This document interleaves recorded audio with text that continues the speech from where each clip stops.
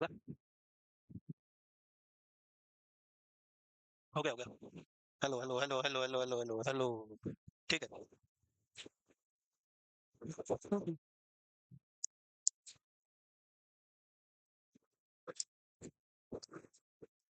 मानो मानो। Good evening. ठीक हो सब? ठीक है भाई। ठीक हो? मस्त एकदम यूं। वाह। है। सब ठीक ही होने चाहिए। ठीक है चलो, वाइटल साइन पढ़ रहे थे। वाइटल साइन में क्या? पल्स। Pulse pulse pulse. बता बेटा, पल्स डेफिसिट क्या होता है? हाँ। पल्स डेफिसिट क्या है? Difference between the apical and radial pulse. कितना होता? कितना होगा? ऐसा कुछ नहीं है, कितना भी हो सकता है। उसका कोई नॉर्मल रेंज नहीं है। इसके अलावा बाकी तुमने पहले पढ़ लिया। पल्स का रिमेनिंग पार्ट आगे देखते हैं कि अपनी रफ्तार को थामे रखिए, दुनिया अपने आप काबू में आ जाएगी। काबू में है। हौसला बनाए रखिए, मंजिल साफ नजर आएगी। तो हौसला तुम्हारे, तुम्हारे साहब ताली की जरूरत नहीं थी यहाँ। हाँ, ताली तुम्हारे खुद के हौसले के लिए है। अरे रुक जाओ, ताली बजाओ। अरे बस। अरे तुम भी शुरू हो गई। मजे ले रहे हो क्या? है? ऐसा नहीं करना है। ताली तुम्हारे लिए है, मेरे लिए जरूरत नहीं है ना? मेरे लिए ताली थाली सब हो चुका है। तुम्हारे खुद के हौसले के लिए ताली बजाना है, ठीक है। चलो। अब बस बस बस बस। अब बस, अब मुर्गा बना लूंगा वरना। अब देखें अपन नेक्स्ट कैरेक्टरिस्टिक में वॉल्यूम ऑफ पल्स। तो वॉल्यूम का मतलब होता है फुलनेस। वॉल्यूम का मतलब क्या होगा? Fullness of pulse. भाई पीछे सुनाई दे रहा है बच्चे? वो नहीं, बच्चे कह रही थी आवाज नहीं आती, तो पीछे का बैठते हो इतना? आगे आ जाओ, जगह बहुत है। हम दिला देंगे जगह, इधर इधर कहीं। आ रही है आवाज? अरे सुनाई दे रहा भाई? नहीं तो मैं उधर ही आ जाऊंगा। ठीक है, आता हूँ, थोड़ी देर में आता हूँ। तो वॉल्यूम का मतलब होता है फुलनेस ऑफ पल्स, कि कितना फ्लो के साथ कितना वॉल्यूम ब्लड उसमें फ्लो हो रहा है, ये वॉल्यूम में आएगा। कि फुलनेस ऑफ एन आर्टरी, और the force of blood felt at each beat, हर बीट के साथ जो फोर्स फील होगा, इसको हम क्या कहेंगे? फुलनेस ऑफ एन आर्टरी और वॉल्यूम कहेंगे। अब एबनॉर्मल वॉल्यूम की पल्स कौन सी है? तो एबनॉर्मल वॉल्यूम की pulse water hammer, Corrigan pulse और कोलैप्सिंग पल्स के नाम से जानी जाती है। तीनों एक ही नाम है, तीनों एक ही चीज है, नाम अलग अलग है, चीज एक ही है ना। जैसे तुम्हारे तीन नाम है अलग अलग है, सोनी मोनी एंड टिंटू। एक ही लड़की है पर उसके नाम तीन है वैसे नाम टिंटू है। कोई सोनी कहता है, कोई मोनी कहता है? तो वैसे ये water hammer pulse, Corrigan pulse और bounding collapsing pulse, water hammer, Corrigan और कोलैप्सिंग पल्स तीनों एक ही चीज है। यहाँ नाम से दिख रहा है कि फुल वॉल्यूम पल्स है बट रैपिडली कोलैप्स होगी, रैपिडली कोलैप्स होगी। जब फील करेंगे पल्स, फुल वॉल्यूम फील होगी, बट वो बहुत जल्दी कोलैप्स हो जाएगी, जल्दी डिसअपियर हो जाएगी। इसको हम water hammer pulse, Corrigan pulse और कोलैप्सिंग पल्स कहेंगे। ये मेनली आयोटिक रिगर्जिटेशन में देखने को मिलेगा। आयोटिक रिगर्जिटेशन का मतलब है back flow of blood, back flow of blood. Aortic वाल में कोई प्रॉब्लम होगी तो ब्लड आगे फोर्स ना होके वापस रिगर्जिटेट होगा। नेक्स्ट वाला है शोल्डर आपका बाउंडिंग पल्स। क्या है? Bounding pulse. बाउंडिंग का मतलब होता है strong forceful, strong and forceful heart beat है। यहाँ स्ट्रोक वॉल्यूम बढ़ जाता है, स्ट्रोक वॉल्यूम बढ़ जाता है। ये मेनली एक्सरसाइज और एंजाइटी और स्ट्रेस वाली कंडीशन में देखने को मिल सकती है। तो ये फुल वॉल्यूम की पल्स है, बाउंडिंग पल्स। जब भी कोई घबराहट होगी, डर होगा, फियर होगी, एंजाइटी होगी, बाउंडिंग पल्स होती है, स्ट्रॉन्ग एंड फोर्सफुल पल्स। तो ये दो पल्स नोट कर लो, water hammer, also known as Corrigan pulse, also known as collapsing pulse, जिसमें ये पल्स फील करते टाइम एक बार फुल वॉल्यूम की फील होती है बट बहुत जल्दी डिसअपियर हो जाती है, यानी कि कोलैप्स हो जाती है। और ये मेनली आयोटिक रिगर्जिटेशन में देखने को मिलेगी। Bounding pulse full volume pulse है, जो स्ट्रेस एंजाइटी फियर वाली सिचुएशन में देखने को मिलेगी। तुमको स्ट्रेस तो नहीं है? नहीं है? किस बात का है? नॉर्थ साइड का? उसका स्ट्रेस लेने से कुछ नहीं होगा, सिर्फ पढ़ने से होगा। तो टेंशन लेने का नहीं, सिर्फ पढ़ने का है, देने का भी नहीं है। सिर्फ पढ़ाई करनी है भाई, वरना बाउंडिंग पल्स हो जाएगी पढ़ाई कम हुई तो। हम्म। वाटर हैमर, कोइगन और कोलैप्सिंग पल्स जो फुल वॉल्यूम की पल्स है बट रैपिडली कोलैप्स होती है, रैपिडली कोलैप्स हो जाएगी, आयोटिक रिगर्जिटेशन में देखने को मिलेगा। दूसरा जो पल्स है आपका बाउंडिंग पल्स, ये फुल वॉल्यूम पल्स है, स्ट्रॉन्ग है, फोर्सफुल है, स्ट्रॉन्ग है, फोर्सफुल है, mainly exercise, stress, fear, anxiety में देखने को मिलेगी।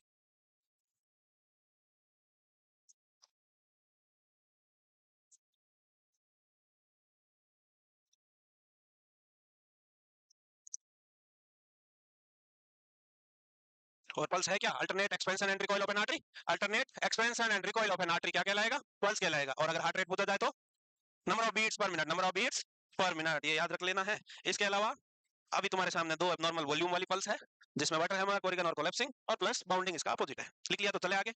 हो गया भाई सबका? हो गया था? नो की हाँ? और नो वाले ज्यादा है, कुछ झूठे नो वाले हो तुम। सब लिख रहे हो कि नहीं लिख रहे हो भाई? हम्म। या कोई कंफ्यूजन है कि लिखना है या नहीं? इसमें कोई कंफ्यूजन नहीं है। नोट्स खुद के हैंड रिटन होने चाहिए। किताबों में बहुत कुछ लिखा हुआ पड़ा है ना? किताब में तो लिखा ही है ना, बड़ी बड़ी किताब पढ़ी, बहुत फंडामेंटल, अकेले की इतनी 2000 पेज की पॉटर एंड पेरी, इतनी बड़ी किताब, सॉन्डर से ही बड़ी अकेली फंडामेंटल की है। अगर लिखा हुआ पढ़ सकते हो तो वो पढ़ लो, या फिर खुद के हाथ से लिखे हुए पढ़ने हैं तो लिखना ही है, आलस मत करो लिखने में। कई लड़कियां मैं देख रहा हूँ लिखती एक लाइन है, बाकी उस अपनी बुकलेट में सिर्फ मार्कर घिसती है। तो थोड़ा हाथ घिस लोगे तो क्या हो जाएगा भाई, क्या करोगे इन हाथ से, हैं? तो लिखो, अभी मैं आऊंगा देखूंगा कौन नहीं लिख रहा आज। मेहनत तो करना ही है ना, मेहनत ही करने आए हो ना यहाँ पे, किस लिए आए हो? सिर्फ खाना खा के सोना थोड़ी हॉस्टल में 3 मंजिल वाले बेड में, है? या घर पे एक ही फ्लोर का बेड था इसलिए यहाँ सोने आई हो 3 मंजिल वाले पे, वही है क्या? एक बढ़ा देंगे अगले साल से। जैसे भी खड़ी होगी एक छोटी चढ़ाने के लिए, उसे उठा के सीधा ऊपर बैठेंगे, है? चलो, बाई जेमिनल पल्स क्या है? बाई यानी टू है, इरेगुलर रिदम है, irregular rhythm in which every other beats come early. यहाँ क्या है? इरेगुलर रिदम है हार्ट का, हर एक बीट के बाद अदर जो बीट आनी है नेक्स्ट वो जल्दी आ रही है, यानी कि प्रीमेच्योर कॉन्ट्रैक्शन है, प्रीमेच्योर कॉन्ट्रैक्शन या प्रीमेच्योर बीट के कारण बाई जेमिनल पल्स बनती है। द सेकंड और premature beats feel weak due to inadequate filling of ventricles between two beats. यहाँ ये वेंट्रिकल्स का डिफेक्ट के कारण नेक्स्ट बीट जिस ड्यूरेशन के बाद आनी चाहिए उससे जल्दी आ रही है, उससे जल्दी आ रही है। तो दूसरी जो पल्स फील होगी, नेक्स्ट पल्स जो फील होगी वो वीक फील होती है, क्योंकि इनएडिक्वेट फीलिंग हो रहा है वेंट्रिकल्स का, इसके कारण वीक पल्स फील होगी नेक्स्ट वाली, इसको बाई जेमिनल पल्स बोलते हैं। ये इरेगुलर रिदम है जिसमें हर बीट के बाद जो नेक्स्ट बीट है वो वीक है और अर्ली है, वीक है और अर्ली है। सिंपल वर्ड में इतना याद रखना है कि इरेगुलर पल्स जिसमें हर नॉर्मल बीट के बाद की जो नेक्स्ट बीट है वो इरेगुलर है और वीक है, और वो अर्ली है और अर्ली है, इतना याद रख लेना इसमें दो वर्ड। इसके अलावा एक और पल्स है वीक वायरी थ्रेडी पल्स, नाम से ही दिख रहा है, बहुत कमजोर दुबली पतली थकी हुई सी है, बिल्कुल लो वॉल्यूम वाली पल्स है। Small weak pulse that feels like a wire और thread in the palpation of arteries, बहुत ज्यादा वीक पल्स है, हाइपोवोलीमिया में देखने को मिल सकता है, शॉक वाली सिचुएशन में देखने को मिल सकता है, हार्ट फेलियर में देखने को मिल सकता है। तो ये बाइजेमिनल पल्स वीक एंड वायरी, ये तो तुम समझ ही जाओगे, बिल्कुल दुबली पतली थकी हरी सी पल्स और खाली खाली पल्स, जिसके अंदर ब्लड का वॉल्यूम और फोर्स नहीं है, ब्लड का वॉल्यूम और फोर्स नहीं होगा, उसको हम वीक वायरी थ्रेडी पल्स बोल सकते हैं। बिल्कुल सुमन दास, क्लास स्टार्ट हुआ है, क्लास स्टार्ट हुआ है, हो गया बेटा, दिख पा रहा है तुमको या नहीं? आगे आ जाओ, बुला रहा, किधर जाऊंगा, किधर आगे आ जाऊं तो तुम्हारे आड़े आ जाऊंगा ना।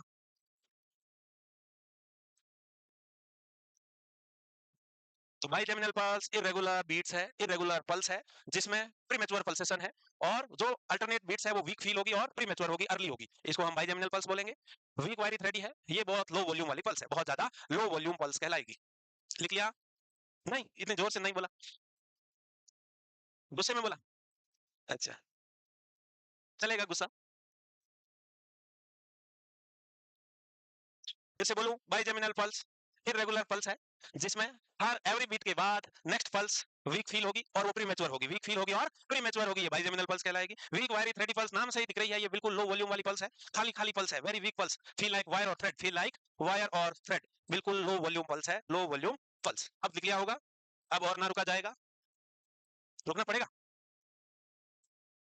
चले? ओके। इसके अलावा पैराडॉक्सिकल पल्स क्या है? पैराडॉक्स का मतलब ही अपोजिट होता है, क्या होता है? Paradox means opposite. तो जो नॉर्मल मैकेनिज्म है उसका जस्ट अपोजिट फील होगा। In this pulse feel weaker and BP falls when the client take in breath, यानी कि ड्यूरिंग इंस्पिरेशन पल्स कैसी फील होगी भाई? ड्यूरिंग इंस्पिरेशन पल्स कैसी फील हो रही है? वीक हो रही है और साथ में बीपी फॉल हो रहा है, BP falls more than 10 mm of Hg, more than 10 mm of Hg, इसको हम पैराडॉक्सिकल पल्स कहेंगे, क्या कहेंगे? Paradoxical pulse. इसके अलावा एक साथ ही लिखो, नेक्स्ट पल्सेज अल्टरनाज है। पल्सेज अल्टरनाज क्या होता है? नाम से दिख रहा है, अल्टरनाज का मतलब क्या है? The rhythm is regular, rhythm तो रेगुलर है but volume has an alternative strong and weak. Rhythm में रेगुलर है, बीट हर ड्यूरेशन, जितनी नॉर्मल ड्यूरेशन के बाद बीट आनी चाहिए उसी ड्यूरेशन पे बीट आ रही है, यानी कि रिदम रेगुलर है, rhythm is regular but alternate weak and strong pulse feel होना पल्सेज अल्टरना कहलाता है। ये लेफ्ट वेंट्रिकुलर फेलियर को इंडिकेट करता है। और paradoxical pulse pericardial effusion, cardiac tamponade वाली सिचुएशन में देखने को मिलता है, पेरिकार्डियल इफ्यूजन और कार्डियक टेम्पोनेट वाली सिचुएशन में हमको पैराडॉक्सिकल पल्स देखने को मिलती है।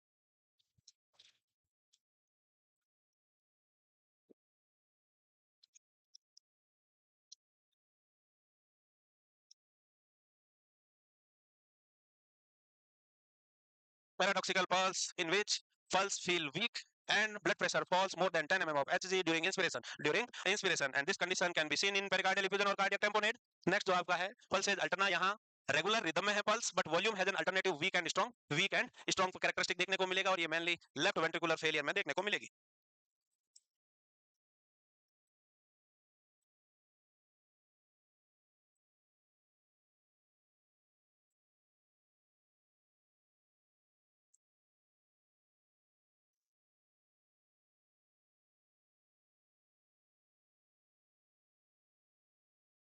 तो वाटर हैमर, कोरिगन और कोलैप्सिंग पल्स क्या थी? Water hammer, Corrigan and collapsing pulse क्या थी? Full volume pulse but rapidly collapsing pulse. Bounding pulse क्या है? स्ट्रॉन्ग फोर्सफुल पल्स है, स्ट्रॉन्ग फोर्सफुल पल्स है। पैराडॉक्सिकल अपोजिट देखने को मिलता है नॉर्मल पल्स के अपोजिट, यानी कि during inspiration pulse weak feel होगी और सिस्टोलिक ब्लड प्रेशर है जो मोर than 10 mm of Hg down होगा, फॉल होगा। और ये कंडीशन मेनली पेरिकार्डियल इफ्यूजन और कार्डियक टेम्पोनेट सिचुएशन में देखने को मिल सकता है। और जो पल्स अल्टरना है, यहाँ रिदम रेगुलर है बट उसका जो वॉल्यूम है वो अल्टरनेटिंग स्ट्रॉन्ग एंड वीक रहेगा, स्ट्रॉन्ग एंड वीक रहेगा।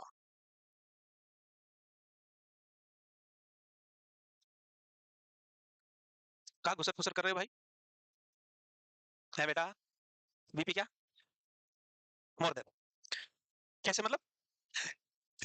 हाँ, नॉर्मल सिचुएशन में जब हम सांस अंदर लेते हैं ड्यूरिंग इंस्पिरेशन, तो ब्लड प्रेशर है जो specially systolic diastolic systolic blood pressure more than 10 mm of Hg increase होता है। क्या होता है? मोर than 10 mm of is increase होता है। यहाँ सिचुएशन क्या है? अपोजिट है, पैराडॉक्सिकल है। तो पैराडॉक्सिकल में क्या होगा कि जब हम सांस अंदर लेंगे तो पल्स वीक फील होगी और जो ब्लड प्रेशर है वो कम होगा, more than 10 mm of Hg diastolic sorry systolic BP more than 10 mm of Hg कम होगा। तो ये याद रखना है। नॉर्मल का अपोजिट हमेशा पैराडॉक्सिकल कहलाता है, चाहे वो पल्स हो, रेस्पिरेशन हो, कुछ भी। पैराडॉक्सिकल वर्ड का मतलब होता है नॉर्मल फिजियोलॉजी का अपोजिट है, नॉर्मल फिजियोलॉजी का अपोजिट सीन है वो।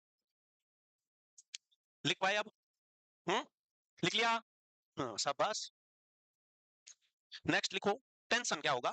तो टेंशन वो तुम्हारी वाली टेंशन नहीं है, एग्जाम वाली टेंशन नहीं है, ये डिग्री ऑफ कंप्रेसिबिलिटी है, डिग्री ऑफ कंप्रेसिबिलिटी है। अगर वेसल्स में टेंशन कम होगा तो कंप्रेसिबिलिटी, टेंशन कम होगा क्या होगा? कंप्रेसिबिलिटी ज्यादा होगी। अगर टेंशन इंक्रीज रहेगा तो कंप्रेसिबिलिटी कैसी होगी? हाई टेंशन होगा तो कंप्रेसिबिलिटी डिक्रीज हो जाएगी, डिफिकल्ट टू कंप्रेस होगा। तो कितना फोर्सफुल ब्लड जा रहा है, आर्टरी और वेसल्स की वॉल कैसी है, वॉल अगर नॉर्मल है, कोई डिजीज नहीं है, कोई वीक वॉल नहीं है अगर वेसल्स की, तो कंप्रेसिबिलिटी हमेशा कम रहती है। Normal blood vessels easily compressibility नहीं होना है, ऑब्लिटरेट नहीं होना है, डिसअपियर नहीं होना चाहिए। अगर फुल वॉल्यूम का ब्लड उसमें सर्कुलेट हो रहा है, कोई ऑब्स्ट्रक्शन नहीं है, वेसल्स की वॉल में कोई वीकनेस नहीं है, तो नॉर्मल पल्स हमेशा डिसअपियर नहीं होगी। जब हम कंप्रेस करेंगे तो इसका मतलब टेंशन में रहना है, उसमें टेंशन होना चाहिए। तो नॉर्मल पल्स हमेशा टेंशन होना चाहिए, हाई टेंशन नहीं, नॉर्मल टेंशन में रहना है और इजीली डिसअपियर भी नहीं होनी है। वेरी लो टेंशन वाली भी पल्स नहीं है। हाई टेंशन का इसका मतलब है ब्लड बहुत फास्ट रैपिडली फ्लो हो रहा है, यानी कि कहीं ना कहीं ऑब्स्ट्रक्शन है, नैरोइंग ऑफ आर्टरी हुआ है, नैरोइंग ऑफ वेसल्स हुआ है। जब भी कोई पाइप अगर छोटा होगा तो पानी का फोर्स तेज होगा कि नहीं होगा? पाइप अगर फुला होगा तो पानी का फोर्स धीरे आएगा, पानी का फोर्स धीरे आएगा। वैसे ही यहाँ नॉर्मल पल्स में हमें इजीली कंप्रेसिबिलिटी नहीं होनी चाहिए। नॉर्मल अगर ब्लड वेसल्स को देखना है तो इजी कंप्रेसिबिलिटी या ऑब्लिटरेशन बोलते हैं उसको, ऑब्लिटरेट नहीं होना चाहिए,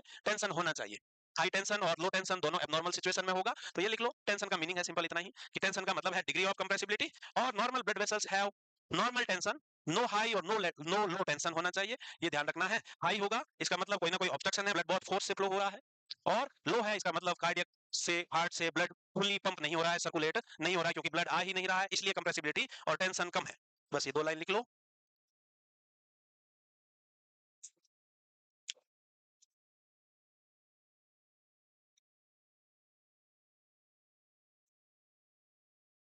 लिख पाए? लिख लिए? ओ बालिका, क्या हुआ? कुछ कह रही है? उसे कान में कह रही? नेक्स्ट पॉइंट देखें, क्वेश्चन आ गया एक, ये तो तुमको पता ही है, जल्दी से आंसर दे दो, जल्दी जल्दी दे दो।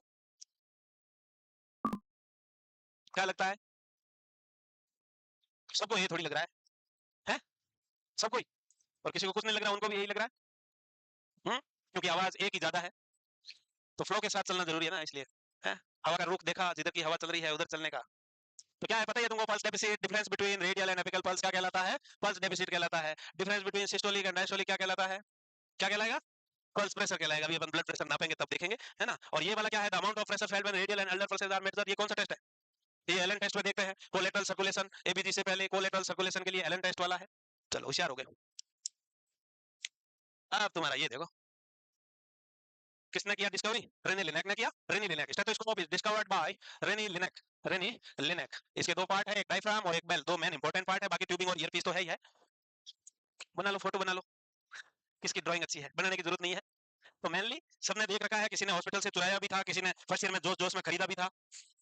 और एप्रन की जेब में रखा, फिर गले में डाल के फोटो खींचा, ऐसा सारी हरकतें की है ना सबने? नहीं की? डायफ्राम को चेस्ट पीस भी बोलते हैं। डायफ्राम को क्या बोल सकते हैं? जो फ्लैट सरफेस है ये चेस्ट पीस। और डायफ्राम बोल सकते हो जो नीचे बेल शेप वाला है उसको हम बेल बोलेंगे, और उसके बीच की जो स्टील की डंडी है उसको हम स्टेम कह देंगे। बाकी कान में लगाने वाले आपके ईयर टिप्स हो गए, और जो स्टील वाली डंडी है ये ईयर ट्यूब है, और प्लास्टिक वाली ट्यूबिंग है, रबर वाली क्या है? ट्यूबिंग है। ये पार्ट है डायफ्राम से हम क्या सुन सकते हैं? तो डायफ्राम जो सर्कुलर और फ्लैट सरफेस है, जो ऊपर वाला दिख रहा पार्ट, बड़ा वाला हिस्सा गोल वाला, ये हाई पिच साउंड के लिए है। High pitch sound like bowel sound, lung sound, heart sound. और इसको सुनने के लिए टाइटली सील करना है। जब इस चीज से हम सुनेंगे तो थोड़ा टाइटली सील करना है, प्रेशर अप्लाई करना है, तभी साउंड इजीली सुनाई देता है डायफ्राम से। इसके अलावा दूसरा पार्ट है बेल शेप है। बेल वाला जो बॉल शेप है, कटोरी जैसा देखने को मिलता है, तुमने सबने देख रहा है, ये लो पिच साउंड के लिए है, like fetal heart sound. Like fetal heart sound को सुनने में अप्लाई किया जा सकता है। और इसको याद करने के लिए ऐसे याद रख सकते हो, बेल एल आता है जिसमें एल मतलब लो, यानी कि लो साउंड, लो साउंड। और diaphragm for high pitch sound, bell for low pitch sound. तुमने भी कोशिश की होगी, खुद के कान में लगा के खुद के हार्ट पे रखा, सांसें ली है, ये एक्सपेरिमेंट तो किया होगा पक्का, जब भी स्टेथोस्कोप फर्स्ट टाइम हाथ लगा है, ये सभी लोग करते हैं। हाँ बिल्कुल, सभी में मैं भी आता हूँ, मैं भी उन सभी में ही आता हूँ। एलियन थोड़ी हूँ भाई। हम्म? कि स्पेसशिप उतरी और उसमें से मैं उतर के आ गया। हम्म? ऐसा साइकेट्रिक डिसऑर्डर में होता है कि रामलाल को लगा स्पेसशिप उतरी, उसमें से एलियंस आए और उसका हार्ट निकाल के ले गए, चुरा के दिल मेरा। हाँ? ले गए एलियन। इसको कौन सा डिसऑर्डर कहते हैं? ये किस तरह का डिल्यूजन है? नहीं, ये किस तरह का डिल्यूजन है? पुराने बच्चे पढ़े हुए बताओ, ये कौन से टाइप का डिल्यूजन है कि रामलाल एक पेशेंट है, वो बता रहा है कि स्पेसशिप आई थी नाइट में, उतर के आई और मेरा हार्ट निकाल के ले गई? कौन सा डिल्यूजन है ये? ऐसा हो नहीं सकता, रियलिटी में पॉसिबल है क्या? स्पेसशिप आएगी, एलियन निकल के दिल निकाल के ले जाएंगे, ऐसा पॉसिबल है? नहीं है ना? है? तुम बोल रही थी यूं यूं, ऐसा नहीं हो सकता है। एलियन आएंगे दिल नहीं ले जाएंगे, आएंगे तो भी दिल नहीं ले जाएंगे, हैं? तो ये कैसा डिल्यूजन है? ये बिजारे डिल्यूजन है। कौन सा डिल्यूजन है? बिजारे डिल्यूजन, जो रियलिटी में हो नहीं सकता, जो रियलिटी में पॉसिबल नहीं है, रियल लाइफ सिचुएशन में जो हो नहीं सकता, वो बिजारे डिल्यूजन कहलाता है। लिखिए ये अब। तो रेनी लिनेक ने किया discovery, diaphragm high pitch sound को सुनेगा और बेल शेप वाला है जो लो पिच साउंड को सुनेगा। Low pitch sound like fetal heart sound है, और हाई पिच में आपको bowel sound, heart sound, lung sound, ये सब सुनने को मिलेगा। नाम याद रख लेना, रेनी लिनेक। कौन है वो? रेनी लिनेक। ये नाम तो इजी है, रेनी लिनेक तो याद कर सकते हो। रेनी नाम होता है लड़कियों का। हुँ? नहीं है कोई रेनी तो नहीं है यहाँ पे? और लिनेक, ओ भैया लिनेक बताओ। हो गया। कुछ पल्स को चेक करने के टाइम पे ध्यान रखने योग्य बात है, जैसे never press both carotid at the same time as this can cause reflex drop in blood pressure, pulse, और पेशेंट को चक्कर आ सकते हैं और ब्रेन को ऑक्सीजन एंड ब्लड सप्लाई रुक सकती है। दूसरा point, carotid pulse is used, ये तुमको पता ही है, शॉक और कार्डियक अरेस्ट की सिचुएशन में कैरोटिड पल्स को असेस करते हैं। Brachial and femoral side is used for cardiac arrest in infants, ये भी ठीक है। Count the pulse for 1 full minute specially in infant and young children, ये बात का ख्याल रखना है क्योंकि इनमें इरेगुलर होती है, वो मूवमेंट करते हैं और पल्स रेट इरेगुलर होती है, इसलिए फुल 1 मिनट काउंट करना है, फुल 1 मिनट काउंट करना है। Pulse should not be assessed after the exercise, emotional stress और पेनफुल ट्रीटमेंट, जब भी आदमी टेंशन में हो, स्ट्रेस में हो, एंजाइटी में हो, या दांत निकाला तुरंत और दर्द हुआ भयंकर, उसके बाद असेस करोगे तो हाई आएगी, इसके लिए तुरंत असेस नहीं करना है। इसके अलावा do not apply too much of pressure, अगर पल्स ले रहे हो बहुत ज्यादा प्रेशर करोगे डिसअपियर हो जाएगी, पल्स डिसअपियर हो जाएगी, तो ये भी ध्यान देने योग्य बातें हैं तुम्हारे अलावा। इसके अलावा चूज द एप्रोप्रिएट साइट, हमेशा एप्रोप्रिएट साइट चूज करना है। और कहाँ एप्रोप्रिएट और आइडियल साइट कैसे चूज करोगे? Near to the surface across the bony area, near to the surface across the bony area, हमेशा आइडियल साइट चूज करना है। तो इन बातों का ख्याल रखते हुए तुम पल्स चेक कर सकते हो। पहला पॉइंट यही है, एक साथ दोनों कैरोटिड आर्टरी को प्रेस नहीं करना है, कंप्रेस नहीं करना है। मोर देन 10 सेकंड कर दिया तो इंसान का बीपी पल्स फॉल हो सकता है, चक्कर आके गिर सकता है। इसलिए ध्यान रखना है कि दोनों तरफ, दो आदमी चले गए, तुम लोग पल्स लेने गए, दो लड़कियां एक साथ पेशेंट की, एक ने इधर से दबा दिया, दूसरे ने इधर से दबा दिया है, और पूरे 1 मिनट तक पल्स काउंट करी, तो पल्स 5-10 सेकंड तो काउंट हुई, पर उसके बाद उनको काउंट हुई नहीं, तो वो खोलते खोलते 1 मिनट निकाल दिया, पर पेशेंट के तो हाल खराब कर दिए। तो ऐसा नहीं करना है। छोटे बच्चों में फुल 1 मिनट काउंट करना है। जब भी टेंशन, स्ट्रेस, एंजाइटी में हो या कोई पेनफुल ट्रीटमेंट से आया हो, तुरंत पल्स रेट नहीं लेना है, बहुत ज्यादा प्रेशर नहीं देना है, नियर टू द सरफेस और अक्रॉस द बोनी एरिया, उस वाली आर्टरी से पल्स लेना है। बहुत सारे लोगों ने हॉस्पिटल में इतने साल काम किया, फिर भी ये पॉइंट पढ़ने पड़ रहे हैं, देखो पढ़ने पड़ रहे हैं ना। अगर नर्सिंग को अच्छे से 4 साल पढ़ के किया जाए ना, जो सिलेबस में है और जो बुक है, फर्स्ट ईयर के सब्जेक्ट फर्स्ट ईयर में एकदम पूरा याद, तो उसके बाद पढ़ने की जरूरत नहीं पड़ती, ओनली रिवीजन की जरूरत पड़ती है किसी एग्जाम के लिए। पर अभी होता क्या है, नर्सिंग में तो पढ़ते हैं प्रीवियस ईयर पेपर, जिसमें से 10 क्वेश्चन पढ़ लो, हो जाएगा पास, क्योंकि उसी में से आते हैं। एक सब्जेक्ट के 20-25 क्वेश्चन दिए हुए हैं, उसमें छांट लो इंपॉर्टेंट इंपॉर्टेंट 10 क्वेश्चन, हो गए पास। यानी कि सिर्फ 4 घंटे पढ़ के आप कोई सा ईयर पास हो सकता है। होता है ना, ऐसा ही करते हैं सारे लोग, और लड़के लोग तो पन्ना बना के ले जाते हैं साथ। मुझे कैसे पता? मुझे कैसे, क्यों नहीं पता होगा भाई, मैंने भी नर्सिंग की है ना। है? मैंने भी नर्सिंग की है ना भाई, पहले जीएनएम किया, फिर पोस्ट बीएससी करी, 2 साल हॉस्पिटल में काम किया प्राइवेट में, तनख्वाह कितनी थी पता तुमको? 3300 रुपए। दो साल काम किया था दिल्ली में, वो भी सोचो दिल्ली में 3300 रुपए महीने से क्या होता है। पर उस जमाने में ठीक था, एक रूम ले लेते थे, 7,000 मिलता था, हम 4 लोगों ने एक रूम ले लिया 7,000 में, चारों उसी में काम करते थे, अशोक सर भी थे इसमें शामिल। 3200-3300 रुपए मिलती थी, हम डबल ड्यूटी करके 5-6 हजार कर लेते थे इसको। वो सिर्फ पहले जीएनएम के बाद पोस्ट बीएससी करने के लिए 2 ईयर का एक्सपीरियंस कंपलसरी था, इसलिए जॉब करना पड़ा, अदरवाइज तो करते नहीं, पर 2 ईयर का एक्सपीरियंस कंपलसरी था पहले, अभी कंपलसरी नहीं है, अभी डायरेक्ट कर सकते हो, जीएनएम के बाद पोस्ट बीएससी कंटिन्यू हो सकती है, अभी पहले एक्सपीरियंस मांगते थे 2 ईयर का, वो भी तो इसलिए करना पड़ा। प्राइवेट वाले भैया 3200 रुपए में खून चूस लेते हैं पूरा है। क्या बेटा, एम्स, क्या बोल रही? पढ़ाई तो खूब करी हमने। सिस्टर नैन्सी की किताब फंडामेंटल, तुम मानोगे नहीं, तुमको मैं मार्कशीट का फोटो कल यहाँ स्क्रीन पे दिखाऊंगा, मेरे 98 नंबर है 100 में से, फर्स्ट ईयर में 98 नंबर। फंडामेंटल की नैन्सी किताब थी ना, मैं आधा घंटे में यूं रिवीजन करता था, ऐसे वो रोबोट मूवी में पढ़ता ना रजनीकांत। ठीक है, इसके लिए पढ़ना पड़ता है, क्योंकि हम तो हिंदी मीडियम में थे, हमको एप्लीकेशन भी लिखनी नहीं आती थी इंग्लिश में, शुरू में हमने एडमिशन ले लिया वहाँ, और वो सारी मैडम इंग्लिश इंग्लिश पढ़ा रही, भाई साहब अब हम क्या करेंगे, हम तो बैठे हुए, हम क्या, वो देखती रही, लिख रहे नहीं तो हम झूठे यूं हैं? वो वाली राइटिंग समझते हो तुम, ये वाली राइटिंग, ये वाली राइटिंग, अभी इससे सुधार हो गया है, वो वहीं से खराब हुई थी। अब तो इंप्रूव हो गई, क्योंकि अब इंग्लिश इंग्लिश आ गई ना, तो इंप्रूव हो गई थोड़ी सी। तो ऐसे करते थे, फिर डिक्शनरी लाके सबके हिंदी मीनिंग ढूंढते थे, क्या मामला क्या है ये, तब जाके ये वर्ड समझ में आने लगे। तो बहुत मेहनत करनी पड़ती है बेटा, बिना मेहनत के कुछ नहीं होगा। पहले फोन भी नहीं था, अब तुम तो फट से गूगल कर सकते हो, वहां का गूगल फोन ही नहीं था, गूगल गूगल कुछ नहीं था। एक फोन लिया था हमने, तो लिया ही नहीं, मैंने पूरा जीवन कर लिया, मोबाइल नहीं लिया। अशोक सर ने थर्ड ईयर में आते आते एक जियो का फोन लॉन्च हो गया था 1000 रुपए वाला, उन्होंने वो ले लिया था थर्ड ईयर में, हमने तो लिया ही नहीं था। सोचो, तो हम फोन ही नहीं था तो क्या करेंगे, पढ़ाई करेंगे भाई, तुम्हारी तरह रील थोड़ी देखी जुर्फी के, हैं? हाँ, पर अब मैंने वो सारा कवर कर लिया रील देके। अब मैंने वो सारी रीलें जो पीछे रह गई थी ना, सब कवर करके कोटा बराबर है अभी। हम्म, अभी कोई टेंशन नहीं। ये लो, यहाँ पल्स खत्म हुआ, आप लेंगे ब्लड प्रेशर, अब नापेंगे तुम्हारा बीपी। तो ब्लड प्रेशर क्या है, तो blood pressure is the force exerted by the blood against the wall of an blood vessels. जब ब्लड वेसल से ब्लड अंदर चल रहा होता है, तो वो जो उस वेसल्स की वॉल पे फोर्स जो भी डालता है, उसको हम ब्लड प्रेशर कहते हैं, उसको क्या कहेंगे, ब्लड प्रेशर कहेंगे। सिस्टोलिक कौन सा है, हाईएस्ट प्रेशर है, और ये ड्यूरिंग वेंट्रिकुलर कॉन्ट्रैक्शन हमको पहला साउंड सुनाई देता है, वो है।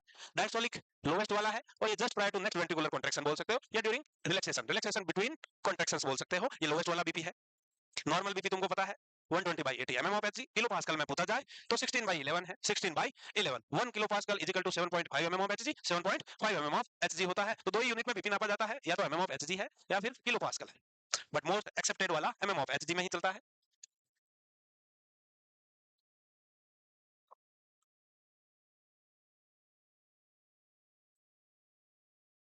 मेनली तीन तरह के बीपी इंस्ट्रूमेंट होते हैं, एक मरकरी वाला जो अभी बैंड हो गया है, एक आता है एंड्रॉइड, एंड्रॉइड यानी डायल वाला, और तीसरा आ गया आपका डिजिटल, तीसरा क्या है, डिजिटल। तो तीन तरह के बीपी इंस्ट्रूमेंट देखने को मिलते हैं।